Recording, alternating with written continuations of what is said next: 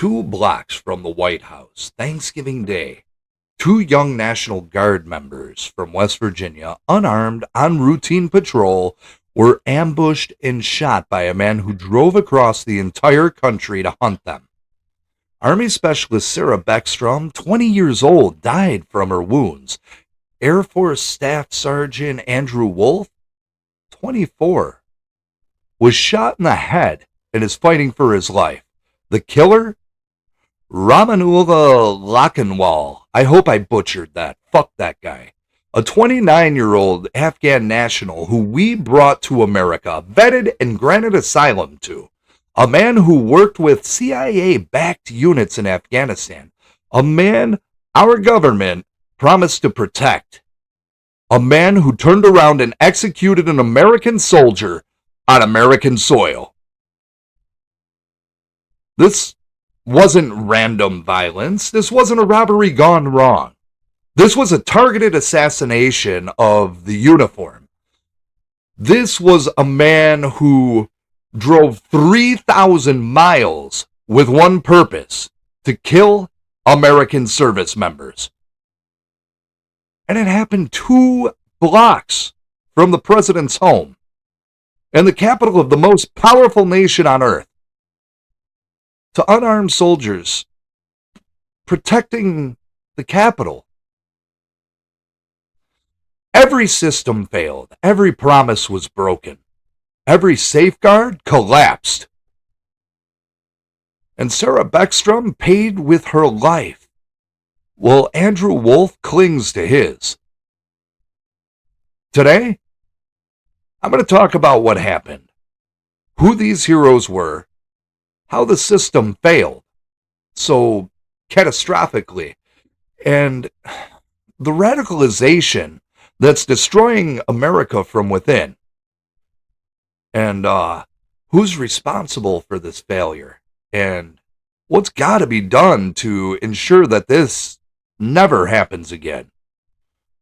This is going to be raw. This is going to be angry, because 2 young Americans who volunteered to serve their country were hunted down and shot like animals in our nation's capital, and someone needs to be held accountable. Let's get into it. Courage, compassion, faith, freedom, truth. Welcome to Courage in the Darkness with your host, Philip Roberts. It's time to awaken America. 2 blocks from the White House, heart of the Capitol. Army Specialist Sarah Beckstrom and Air Force Staff Sergeant Andrew Wolfe were on patrol. They were part of the D.C. National Guard deployment responding to the crime surge in the Capitol. They were unarmed. D.C. deployment rules prohibit them from carrying weapons while they're on routine patrol. Now think about that. National Guard deployed to combat the crime wave in the nation's capital. And they're unarmed, sitting ducks. Ramanullah approaches them. He pulled out a .357 and he opened fired at close range. He shot Beckstrom. She fell. And then he picks up her service weapon. She was an MP.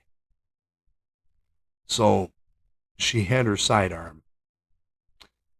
And he used it to shoot Staff Sergeant Wolfe in the head. If you got your captions on, I want you to rewind and I want you to read that again. He shot Sarah. He took her weapon. He shot Andrew with her gun. This wasn't heat of the moment. This wasn't panic. This was an execution. Witnesses said that Lakhanwal stood over them and kept firing. He emptied the weapon into these 2 kids who were just trying to serve their country. Other guardsmen heard the shots. They responded immediately.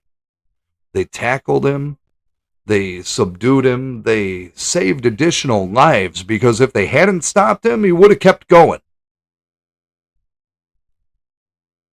Sarah was rushed to George Washington University Hospital. So was Andrew. Sarah died that night, surrounded by her family who rushed to D.C. Andrew survived surgery, but he remains in critical condition with a gunshot wound to the head. D.C. went into a lockdown. Federal agencies swarmed the scene. The FBI took over the investigation immediately. This is their case now, being investigated as terrorism, but we all know how that works out. Look at what's going on with the Charlie Kirk case. Lochinwall was arrested on the scene. He's being held without bail. He's been charged with first-degree murder, assault with intent to kill, and federal charges are coming. The FBI is searching his home in Bellingham, Washington. They're analyzing his phone, his computer, his social media. They're reconstructing his 3,000-mile journey from Washington State to Washington, D.C. They're trying to determine motive, radicalization, whether he acted alone. The investigation is ongoing, but we already know enough to be furious. Sarah Beckstrom, 20 years old, man. From Webster Springs, West Virginia. Small town, population of 800. She graduated Webster County High School in 2023, just a year and a half ago. She was honors student. She worked in behavioral health, helping people with mental illness and addiction. She joined the National Guard because she wanted to serve. She wanted to be an FBI agent. She had plans. She had dreams. She had her whole life ahead of her. She volunteered for this DC deployment.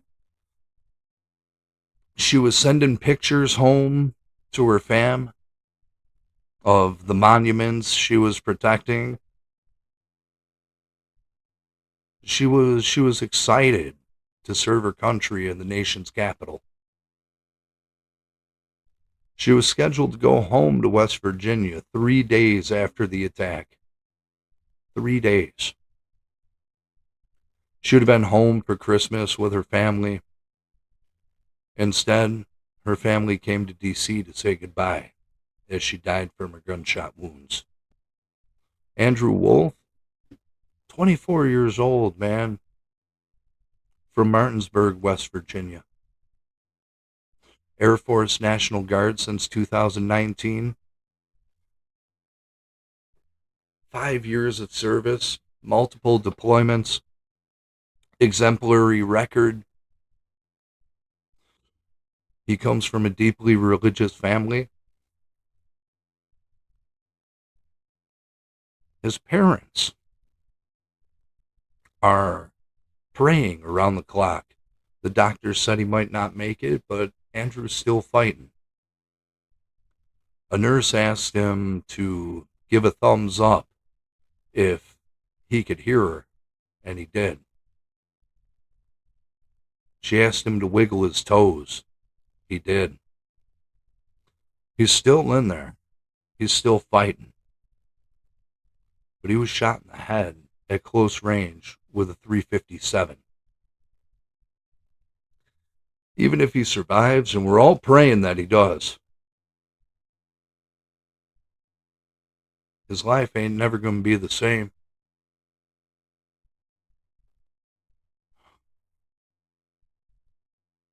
These are the two people that we're talking about.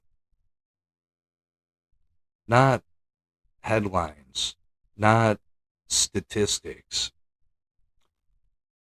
Sarah Beckstrom and Andrew Wolfe, two kids from West Virginia who volunteered to serve their country and were executed for wearing the uniform.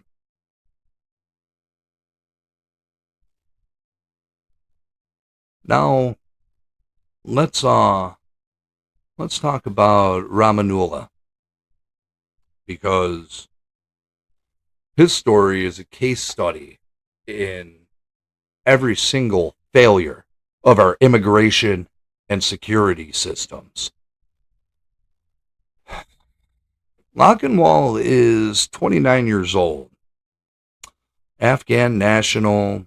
He worked with the U.S. forces in Afghanistan. Specifically, he was part of the Zero units, elite CIA-backed counterterrorism forces that conducted special operations. So this wasn't a random civilian. This was a trained soldier who worked directly with American intelligence. He was vetted by CIA. He was trusted with sensitive operations. He fought alongside Americans. When we withdrew from Afghanistan in 2021, that catastrophic, humiliating withdrawal under Biden, remember that? Lochinwall was evacuated as part of Operation Allies Welcome. We promised to protect Afghans who helped us. He was one of them. He arrived in the United States in 2021. He was paroled in humanitarian parole, emergency status. He was settled in Bellingham, Washington. He had a wife and 5 kids. And this is where everything fell apart. Lochinwall struggled from day one. Caseworkers reported he was non-functional. He had severe mental health issues, almost certainly PTSD from combat. He couldn't hold a job. He was isolated. He was deteriorating. His temporary work authorization expired before his permanent status came through, so he couldn't work legally. He had a family to support. He had no income. He was spiraling. He applied for asylum in late 2024. It was granted in April of 2025, just 7 months before he committed this attack. And let me be clear about what failed here. Vetting failure. Lochinwall was a CIA asset. He worked in counterterrorism. He had combat training. He knew how to kill, yet somehow nobody flagged him as a potential security risk when his mental health collapsed. Caseworkers documented he was non-functional with severe mental health issues. Who followed up? Who ensured he got treatment? Who monitored whether a combat-trained man with PTSD was becoming dangerous? His work authorization lapsed. His asylum application took months. He fell through the cracks of bureaucracy. Well, his condition worsened. FBI had no idea former CIA asset with documented mental health crisis was deteriorating in Washington state. There was no monitoring, no check-ins, nothing. Lochinwall drove 3,000 miles from Washington state to Washington, D.C. He bought or obtained a .357 revolver from somewhere. He stalked National Guard members. He committed premeditated murder. At no point did any system catch him. This is a comprehensive, systematic failure. Every agency, every institution, every safeguard failed. The radicalization question, FBI is investigating whether Lockenwall was radicalized. They're looking at his online activity, his contacts, his communications. Here's what we know. He worked with Americans in Afghanistan. He was evacuated to America.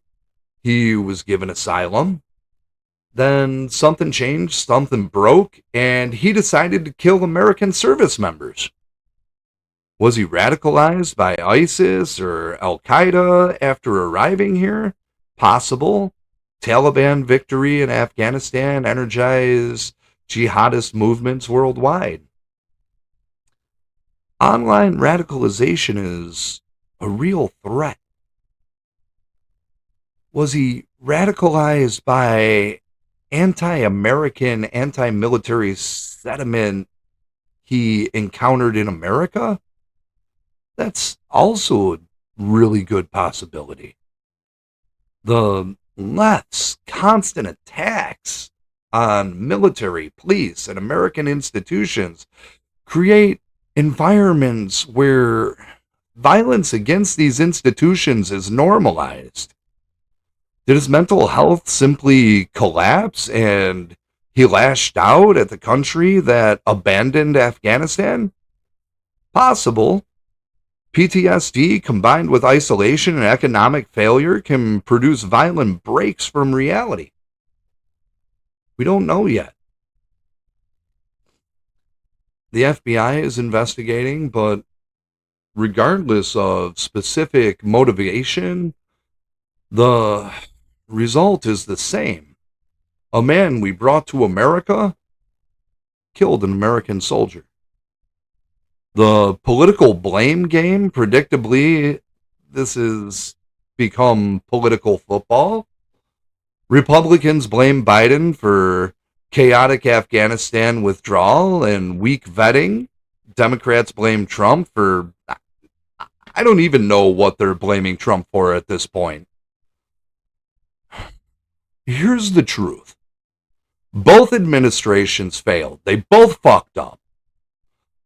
Biden administration conducted the worst military withdrawal in American history. They evacuated 85,000 Afghans in chaotic process with minimal vetting. They brought people to America based on claims that couldn't be verified. They overwhelmed resettlement system. Lockenwall came in during this disaster, but the Trump administration also bears responsibility for the deal with Taliban that set up the withdrawal. For the intelligence failures that didn't track deteriorating Afghan allies, for not establishing better vetting and monitoring systems.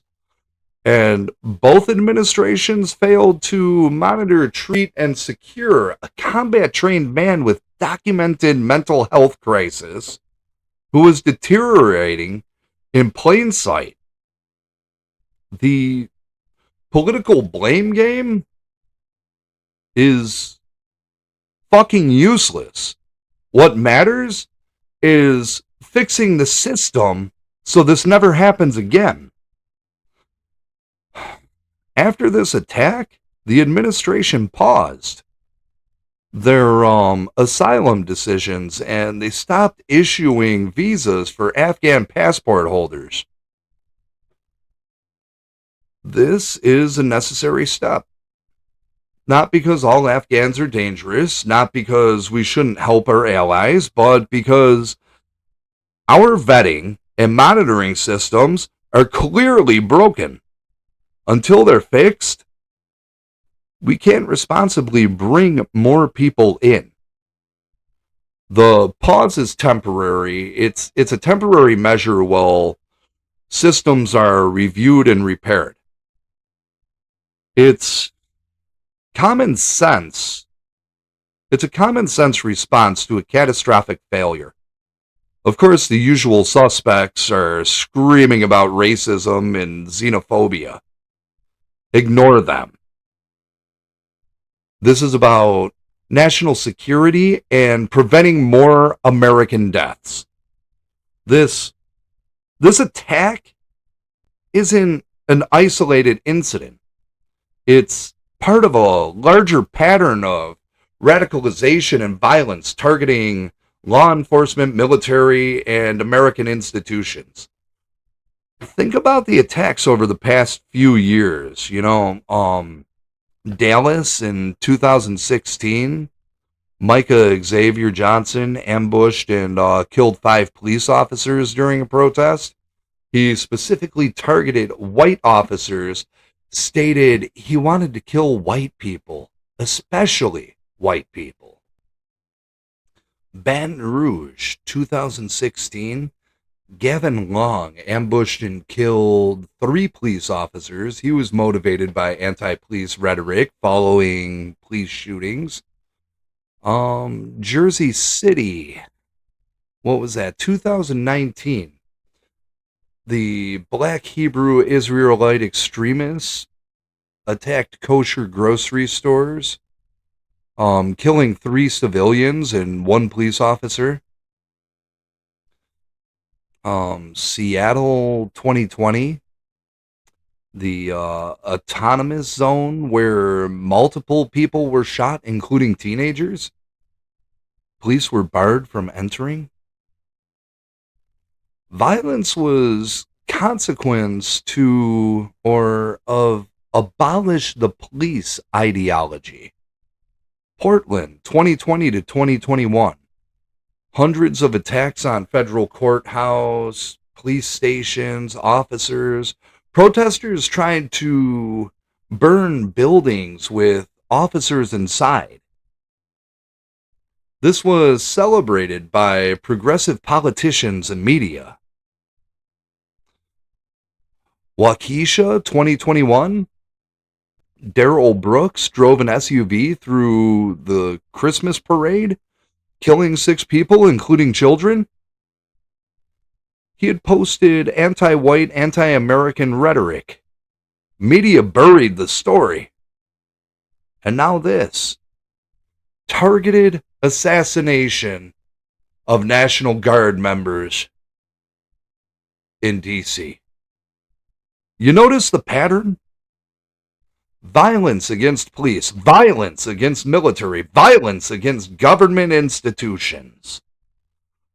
Violence justified by claim that these institutions are racist, fascist, oppressive. This violence doesn't come from nowhere. It's fueled by rhetoric from politicians, media, and activists who demonize law enforcement and military. ACAB, all cops are bastards. This is a mainstream slogan now, chanted at protests, printed on t-shirts, taught to kids. Defund the police? Not just fringe idea, major cities actually did it. Minneapolis, Portland, Seattle, New York, all cut police budgets following George Floyd's riots. Abolish ICE. Abolish prisons. Abolish the police. Literal calls to eliminate institutions that maintain order. Police portrayed as racist killers hunting black people. Military portrayed as imperialist oppressors. American institutions portrayed as irredeemably evil. When you tell people for years that police are murderers, that military are war criminals, that American institutions are fascist, you're creating permission, a permission structure for violence against them. You're telling unstable people that attacking these institutions is righteous resistance against oppression. Media amplifies this rhetoric while downplaying the consequences. When a police officer is killed, it's barely covered. When right-wing extremists commits violence, it dominates headlines for weeks. When left-wing extremists commits violence, media calls them troubled individual with complex motives. And they quickly move on. Waukesha Christmas parade attack? Buried within days. The media called it crash, like it was an accident. Darrell Brooks' anti-white rhetoric? Ignored. Attacks on federal courthouses in Portland? Called mostly peaceful protests, even as the buildings burned. This attack on Sarah Beckstrom and Andrew Wolfe, getting coverage because it happened in D.C. and involved the military. But watch, within a week, media will move on. Hell, I've waited a week to do this story, and it really seems like the media has already moved on. The story is going to disappear. And the radicalization that produced the violence will continue unchallenged. Progressive politicians provide cover for this radicalization. Kamala Harris promoted bail fund for rioters arrested during George Floyd protest. She helped free people who burned buildings and attacked police. Maxine Waters encouraged protesters to get more confrontational with Trump administration officials, to harass them in public, to make them unwelcome everywhere. AOC and squad members regularly attack police and military as racist institutions that should be abolished or defunded. District attorneys in progressive cities refuse to prosecute rioters, attackers, criminals. They enable violence by refusing to hold anybody accountable. It creates an environment where violence against institutions is normalized, where attacking police or military is seen as legitimate political protest rather than criminal assault. The academic foundation, this radicalization is rooted in academic theories taught in universities.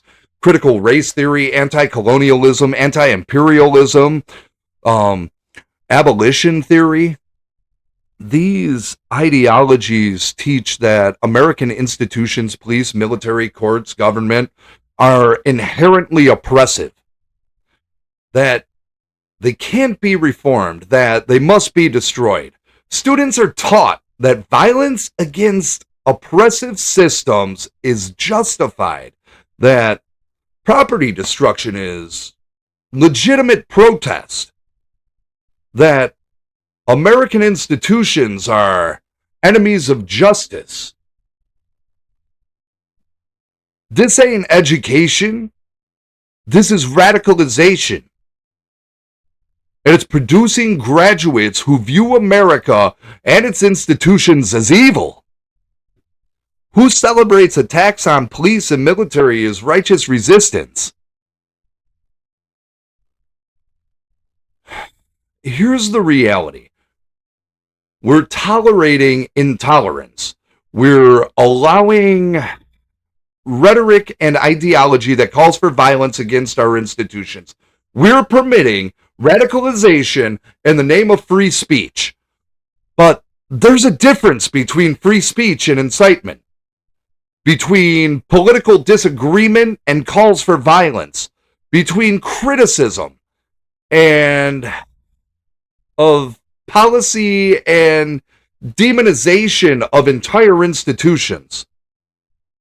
When politicians, media, and activists consistently portray police and military as evil, they're creating conditions for violence. When they excuse or celebrate attacks on these institutions, they're encouraging more attacks. This has got to stop. We got to draw a line. Rhetoric that dehumanizes law enforcement and military, that justifies violence against them, that celebrates their deaths. This can't be tolerated in civilized society. Let me talk about what this means for the men and women who serve. Because they're watching, they're taking note, and they're asking the hard questions. The dangerous assignment National Guard members deployed to D.C. thought that they were serving their country. They thought they were safe in America's capital. They thought their biggest challenge would be directing traffic and assisting with crime prevention. Instead, 2 of them were hunted and shot. One's dead, one's fighting for his life. Now, every National Guard member in D.C. is looking over their shoulder. They're wondering if they're targets. They're watching every person who approaches them. They're scared, not of foreign enemies, but of threats in their own country. This is what happens when the uniform becomes a target. When service members can't feel safe on American soil. When they're unarmed and vulnerable while deployed domestically. The recruiting crisis military is facing is the worst recruiting crisis in decades. All branches are struggling to meet quotas. Young Americans aren't enlisting. Why? Multiple reasons, but one major factor is that military service is no longer respected. The uniform is attacked, not honored. Service members are called fascists and baby killers, not heroes. Why would any young person want to enlist when society treats military with contempt? When politicians defund defense? When the uniform makes you a target? This attack makes recruiting crisis worse. Parents are telling their kids, don't join the military, they won't protect you, they'll send you unarmed to a dangerous city and let you get shot. Hard to argue with that after Sarah Beckstrom and Andrew Wolfe. Why were Sarah and Andrew unarmed? Why were National Guard members deployed to combat the DC crime wave prohibited from carrying weapons? Politics, optics, fear of backlash if guardsmen had to use force against civilians? DC leadership didn't want images of armed military on the streets? Didn't want confrontations, so they sent guardsmen out unarmed to deter crime through presence alone. This is insane. You don't deploy military personnel to dangerous areas without means to defend themselves. You don't send them into harm's way and expect their uniforms alone to protect them. Sarah Beckstrom and Andrew Wolfe died because political leaders prioritized optics over their safety. Because somebody decided that unarmed guardsmen looked less threatening than armed ones. That decision killed Sarah. That decision put a bullet in Andrew's head. And whoever made that decision should be held accountable. There's compact between nation and service members. You volunteer to serve, and in return, the nation protects you. You risk your life for the country, and the country ensures you're equipped, supported, and defended. That compact was broken in D.C. Sarah and Andrew volunteered. They were sent to a dangerous assignment. They were prohibited from carrying weapons, and when they were attacked, they couldn't defend themselves. This breaks trust. Service members are asking, if the government won't protect me while I'm serving, why should I serve? That's a dangerous question. Military depends on volunteers. When volunteers lose faith in the system, the military collapses. We're watching this happen in real time. Think about the Beckstrom family, Sarah's parents, her siblings, her friends in Webster Springs. They sent their daughter to serve her country. They were proud of her. They supported her decision to join the Guard. They trusted that she'd be safe serving in America's capital. And now they're planning her funeral. They're burying their 20-year-old daughter who died serving her country in the nation's capital on Thanksgiving Eve. Think about the Wolfe family. Andrew's parents sitting in the hospital praying their son survives. Watching him fight for every breath, knowing that even if he lives, he'll never be the same. They trusted the system. They supported their son's service, and the system failed him catastrophically. These families will never be whole again. Sarah's family has lost her forever. Andrew's family has lost the son they knew. Even if he survives, traumatic brain injury changes everything. This is the cost. This is what real failure looks like. Real people, real families, real grief. Somebody is responsible for this failure. Multiple somebodies. Let me identify them. Let's start with the Biden administration. The Biden administration conducted the catastrophic Afghanistan withdrawal when they evacuated 85,000 people with minimal vetting. They overwhelmed the resettlement system. They brought that asshole Lockenwall to America during that chaos. They failed to establish proper monitoring systems for Afghan evacuees. They failed to ensure mental health services for combat vets. They failed to track deteriorating individuals who posed security risks. Biden's DHS secretary, Alejandro Mayorkas, oversaw this disaster. He should be held accountable. He should resign or be impeached for comprehensive failure to secure the homeland. The intelligence community, CIA, worked with that son of a bitch in Afghanistan. They brought him here. Then they lost track of him. Nobody monitored whether their former asset was deteriorating.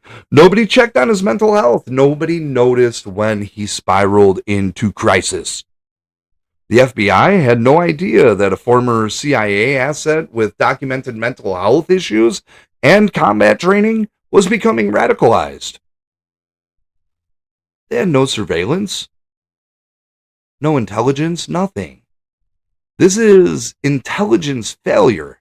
Agencies are so focused on domestic terrorism or domestic extremism. Parents at school boards, January 6th protesters, Trump supporters, that they missed actual terrorists preparing an actual attack. Intelligence community leadership should be fired. They failed at their most basic mission, identifying and stopping threats. The DC leadership, Mayor Muriel Bowser, requested National Guard deployment to address crime.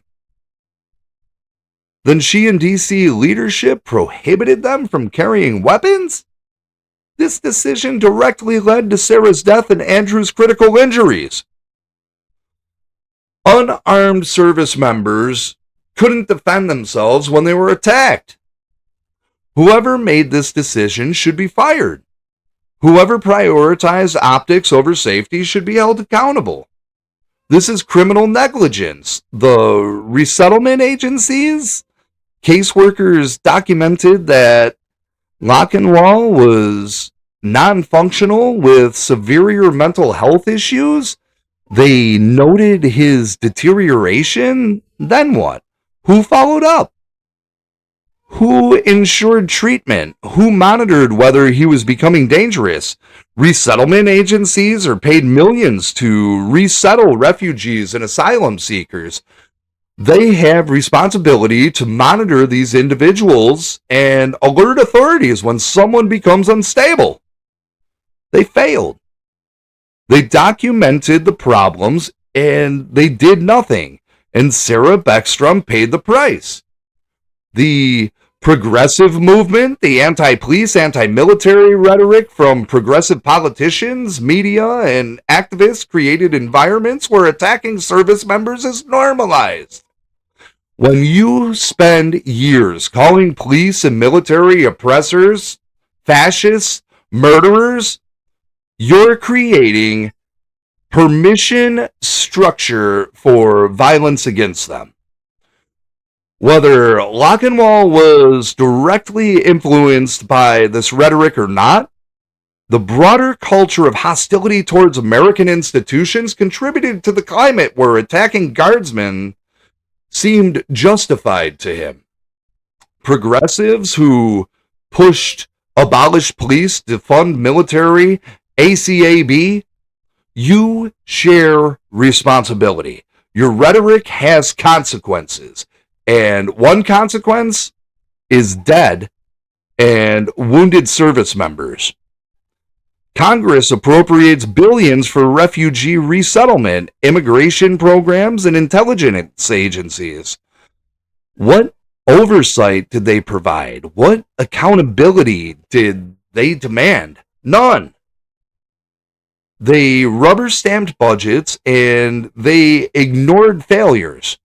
They held no hearings about Afghanistan evacuation failures. They demanded no reforms to vetting and monitoring systems. Congressional oversight is a fucking joke. And now we're paying the price. So what happens now?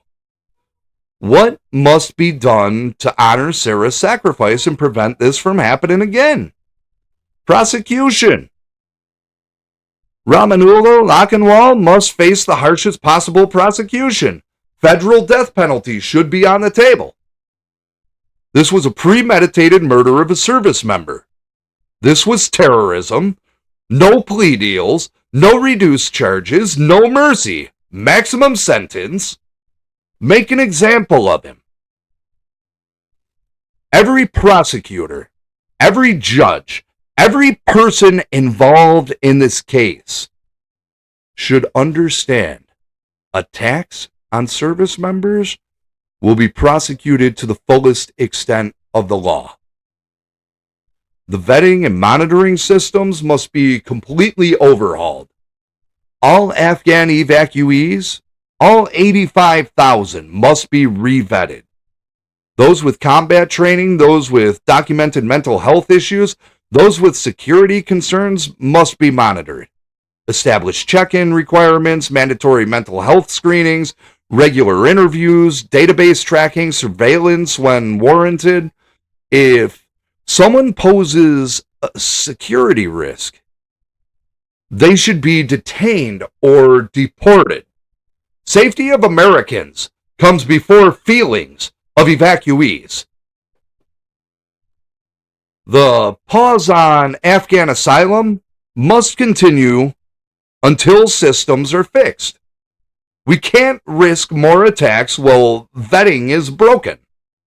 This should extend to all high-risk countries. If we can't properly vet someone, they don't come in, period. National security is more important than immigration numbers. Armed deployments never again should service members be deployed domestically without means to defend themselves. If National Guard is deployed to address crime or security issues, they've got to be armed. No more unarmed patrols. No more sacrificing safety for optics. If politicians are uncomfortable with armed military on the streets, don't deploy them. But if you deploy them, give them the tools to survive. Intelligence agencies need complete restructuring. Stop focusing on domestic political opponents and start focusing on actual threats. Former CIA assets should be monitored. Combat veterans with PTSD should receive mandatory treatment and screening. Anyone showing signs of radicalization should be investigated immediately. If the FBI can surveil parents at school boards, they can monitor former Afghan commandos with documented mental health crises. Hold officials accountable. Everyone who contributed to this failure should face consequences. Biden administration officials who conducted chaotic evacuation, fire them, investigate them. Intelligence officials who lost track of Lochinwall, fire them. DC officials who prohibited guardsmen from being armed, fire them. Resettlement officials who ignored warning signs, fire them too. No more failed upward. No more protecting incompetent bureaucrats. Failure has consequences. Address the radicalization. The anti-police, anti-military rhetoric must be condemned. Politicians who push this narrative gotta get voted out. Stop voting for these people. Media outlets that promote it gotta lose credibility and audience. They need to be completely shut off the air. Teach respect for law enforcement and military in the schools. Counter the progressive indoctrination that portrays these institutions as evil. Celebrate service. Honor the uniform. Make it clear that attacking police or military is an attack on America itself. Support the victims. Sarah Beckstrom's family needs support. Andrew's Wolfe family needs support. The other National Guard members deployed to DC, they need support. Financial support, mental health services, legal assistance, whatever they need. And honor Sarah's memory. Scholarships in her name. Memorial in Webster Springs. Recognition of her sacrifice. She gave her life for her country. We owe her family everything. Prayer in action. Andrew Wolfe is still fighting. His family is praying for a miracle. Join them. Pray for Andrew's recovery. Pray for his family. pray for strength and healing. But don't just pray. Act. Contact your representatives. Demand reform. Demand accountability. Demand that this never happens again. Don't let Sarah's death and Andrew's suffering be in vain. Force the system to change. Sarah Beckstrom was 20 years old. She had her whole life ahead of her. She wanted to be an FBI agent.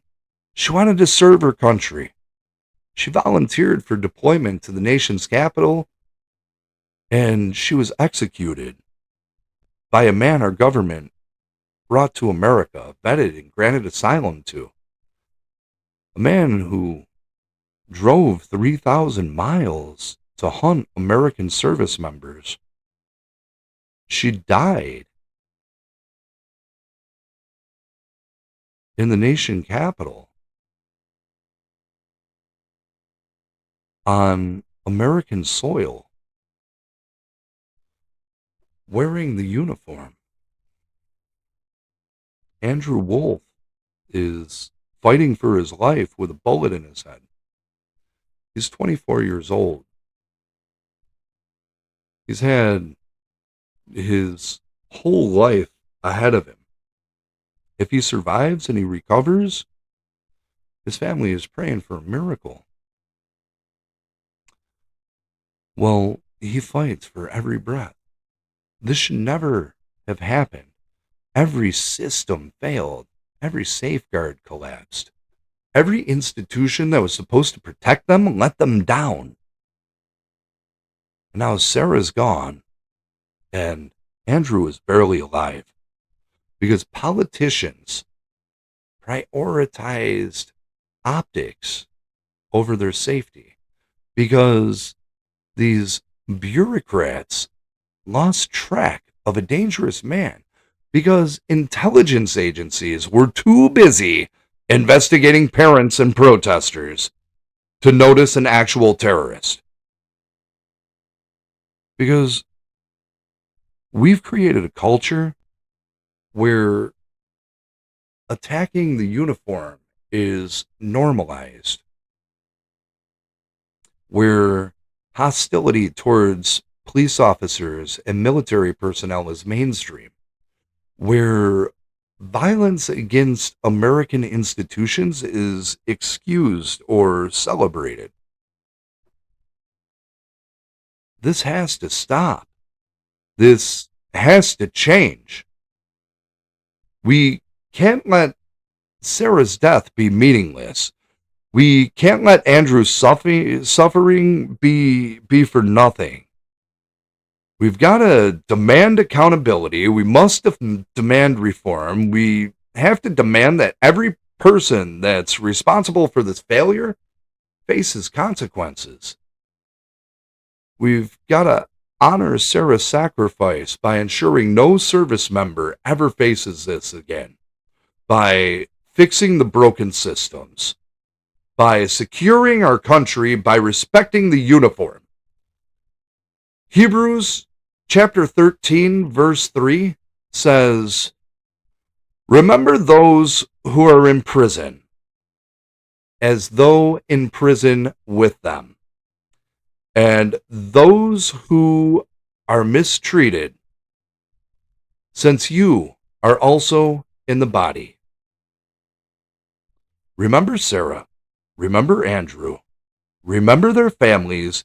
Remember the other guardsmen still deployed in D.C., still serving despite the danger, still wearing the uniform despite what happened to their friends. Remember them, not with pity, but with action. Not with sympathy, but with reform. Not with words, but with change. Sarah died serving her country. Andrew is fighting to live after serving his country. The least we can do is make sure their service meant something, that their sacrifice leads to change, that no other service member suffers what they suffered, Contact your representatives. Demand accountability. Demand reform. Demand justice for Sarah and Andrew. And pray. Pray for Andrew's recovery. Pray for his family. Pray for Sarah's family as they grieve. Pray for the other service members. Pray for our country. But don't just pray. Fight. Fight for the reforms that'll prevent this. Fight for the accountability that will punish failure. Fight for the country that Sarah died for and Andrew is fighting to live for. They gave everything. The least we can do is give something back. If you found this episode helpful, share it. Make sure people know what happened. Make sure that Sarah's name is remembered. Make sure that Andrew's fight is supported. Make sure that this story doesn't disappear. Thanks for listening. Remember Sarah Beckstrom. Pray for Andrew Wolfe. Demand accountability. Fight for change. God bless.